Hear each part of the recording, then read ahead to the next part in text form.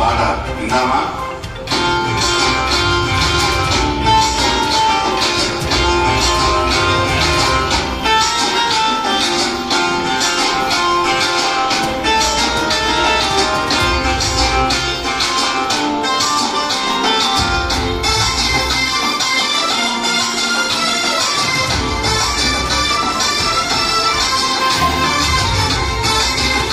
గట్టిగా మనసుకి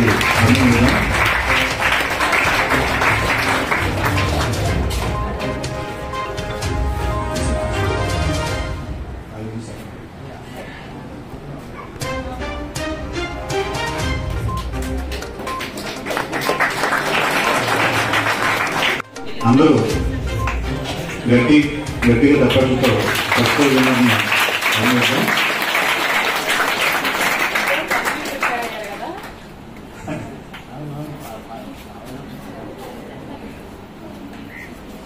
న్యాయవాది చింతపల్లి జయప్రకాష్ గారు వచ్చారు. వారిని కూడా స్టేజ్ మీద రాసుకోబోతున్నాం. అలాగే ఈ కాలేజీ కొరండోల్లి అన్ని కర్త కర్మక్రియ అయిన జమీల్ అహ్మద్ గారిని స్టేజ్ మీద రావాల్సింది కోరుతున్నాం.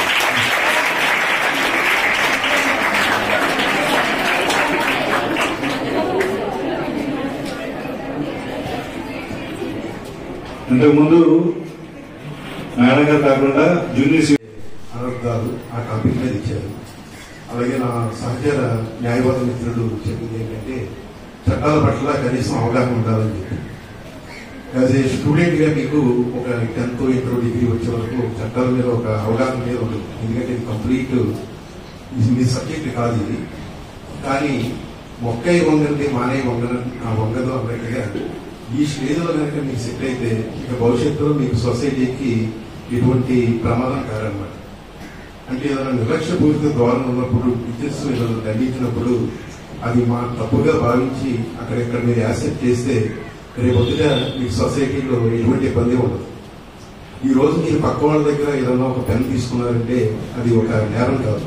మళ్ళీ తర్వాత ఆయన పెన్ ఎక్కడ ఉండరా అని చెప్పండి మళ్ళీ తిరిగి ఇచ్చేస్తారు. కాబట్టి ఇక్కడ టీచర్స్ మిమ్మల్ని దండించే ప్రాసెస్ లో మీరు ఎటువంటి నెగిటివ్ అనేది తీసుకోవద్దు. అది మిమ్మల్ని మార్చే ఇదిలోనే భాగంగా చూసుకోండి.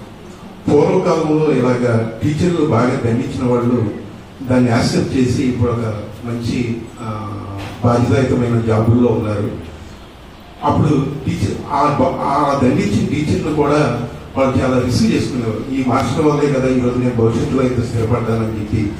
ఆయన ద్వారా ఆయన జరిగిన ఎక్స్పీరియన్స్ ఎలా ఉంటాయంటే గతం పొందుతుంటే మమ్మల్ని చేతుల మీద బెత్తం పెట్టి కొట్టేవారు. మొత్తం ఈ ముంజేసి దగ్గర విష్ దగ్గర పెట్టి ఈ బల్ల గీసి ఇలా కొట్టేవారు. బట్ అవన్నీ చాలా క్రూయల్టీగా ఆ టైంలో అనిపించేవి. బట్ ఏమైందంటే మాకు సబ్జెక్టులు లెర్న్ అవడానికి సమాజంలో కొద్దిగా కరెక్ట్ గా నిలబడటానికి అవన్నీ ఉపయోగపడతాయి. ఆయన స్వతహాగా టీచర్ అవడం వల్ల ఒక టీచర్ లాగా మీ అందరినీ గైడ్ చేసే ఉద్దేశంతో చిన్న వయసు నుంచి డిసిప్లిన్, టైం మెయింటెనెన్స్, అలాగే ఇతర వ్యవహారాల పట్ల మనం వ్యామోహం కావద్దని చెప్పారు. మన కాలేజీ తరఫున మీ అందరి తరఫున జేపీ గారికి థ్యాంక్స్ తెలియజేస్తున్నాను. అలాగే ఇప్పుడు ఈ సభను చేసి మాట్లాడాల్సిందిగా మన ముఖ్య అతిథి senior citizen madam Shri Lakshmi madam NDPS చెప్పండి. ఎన్డీపీఎస్ యాక్ట్ ఇప్పుడు గుర్తొచ్చిందా? తాపంటుంది ఎన్డీపీఎస్. అయితే నార్కోటిక్ అంటే మత్తు పదార్థం, సైకోట్రోపిక్ అంటే దాని లిటరల్ మీనింగ్ ఏంటి అంటే మన సైకాలజీ మీద దెబ్బతీసే యొక్క సబ్స్టెన్సెస్ అని అర్థం. So narcotic drugs and psychotropic substances act అంటే అది. నార్మల్ గా ఎక్స్ప్లెనేషన్స్ వచ్చేసరికి సైకోట్రోపిక్ డ్రగ్స్ అంటే ఏంటో అక్కడ షెడ్యూల్ లో ఇస్తారు. యాక్ట్ ప్రకారం షెడ్యూల్ లో ఇస్తారు. దాన్ని అయితే యాక్ట్ లో వివరించలేదు. నార్కోటిక్ మత్తు పదార్థం అంటే కనుక opium, cocaine, poppy straw and manufactured drugs. వీటిని నార్కోటిక్ డ్రగ్స్ కింద క్లాసిఫై చేస్తారు. మిగతాది సైకోట్రోపిక్ సబ్స్టెన్సెస్ అందులో వచ్చిన షెడ్యూల్ ప్రకారం డ్రగ్స్ ఉన్నాయి, దాని ప్రకారం క్లాసిఫై చేస్తారు. మీరు మిగతావన్నీ చదువుకుని ఉన్నారు కనుక డైరెక్ట్ గా లీగల్ ఆస్పెక్ట్ లోకి వెళ్ళిపోవడం జరుగుతుంది. అయితే సెక్షన్ 20 నుంచి 32 వరకు narcotic drugs and NDPS act ప్రకారం చిన్న మోతాదులో అయితే స్మాల్ క్వాంటిటీ అయితే 1 year నుంచి 1 year 10,000. కమర్షియల్ క్వాంటిటీ అయితే 10 years to 20 years 1 lakh to 2 lakhs. ఈ మిడిల్ లో అయితే up to 10 years imprisonment 1 lakh fine, up to 1 lakh fine. చూసారా ఎంత కఠినతరమైన శిక్షలు ఉన్నాయో. నార్కోటిక్ డ్రగ్స్ కలిగి ఉండడం, ఆటకి తీసుకోవడం కూడా. కొన్ని మత్తు పదార్థాలు తీసుకుంటే 1 year, కొన్ని మత్తు పదార్థాలు తీసుకుంటే 6 నెలలు. అంటే పొజిషన్ లో కాకుండా జస్ట్ తీసుకుని దొరికితే ఏ బండి మీద అయినా. అలాగే ఒకవేళ నార్కోటిక్ డ్రగ్స్ ఉన్నాయి అని అనుమానిస్తే police has every authority to search the person or the place for this purpose. Rehabilitation centres government అయితే ఈ ఎన్డీపీఎస్ నుంచి ఎవరైతే మత్తు పదార్థాలకు బానిసయ్యారో వాళ్ళ కోసం పెట్టారు, కానీ వాళ్ళు కూడా శిక్షార్హులే. ఇప్పుడు ఇంతమందికి ఈ డ్రగ్స్ విషయంలో అవగాహన వచ్చిన వల్ల నాకు చాలా సంతోషం. మీరు సొసైటీగా as a part of society, as citizens of India ఇంకో నలుగురికి చెప్పండి, దీని బారిన పడకుండా చూసుకోండి. దానివల్ల ఆల్రెడీ అవేర్నెస్ అనే ఒక విషయం సాఫల్యత చెందింది. ఇంకా మీరు ఈ అవేర్నెస్ వల్ల ఒక నలుగురు బాగుపడితే ఈ విషయానికి ఇంకా సాఫల్యత వస్తుంది.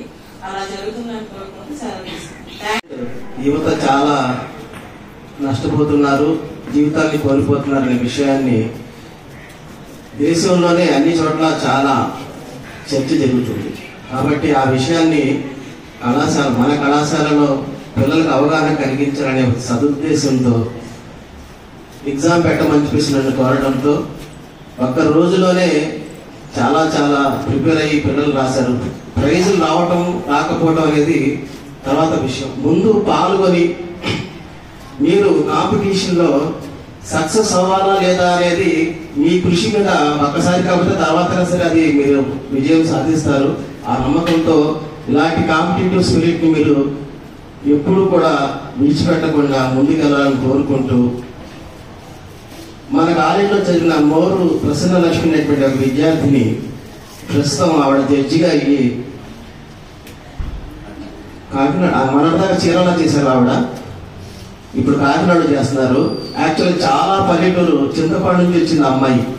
కేవలం ఇంగ్లీష్ సబ్జెక్ట్ కోసం నా దగ్గరికి వచ్చింది. విజ్ఞాన కాలేజీ పక్కన ఆ అమ్మాయి ఇల్లు, అయినా సరే ఇంగ్లీష్ బాగుంటుంది ఇక్కడ అని చెప్పేసి అక్కడి నుంచి సైకిల్ వేసుకొచ్చి ఇక్కడ చదువుకుని చివరికి అమ్మాయి జడ్జి అయింది. ఆ నాన్నగారికి అయితే అసలు ఏ అక్షరముఖ రాదు. ఆ నాన్నగారు జాయింట్ చేయడానికి పనితో వచ్చాను కాలేజ్కి, పంచి కట్టుకొని పని చొక్కా కూడా వేసుకోవాలా. అలాంటి బ్యాక్గ్రౌండ్ నుంచి వచ్చిన అమ్మాయి వాళ్ళ జడ్జిగా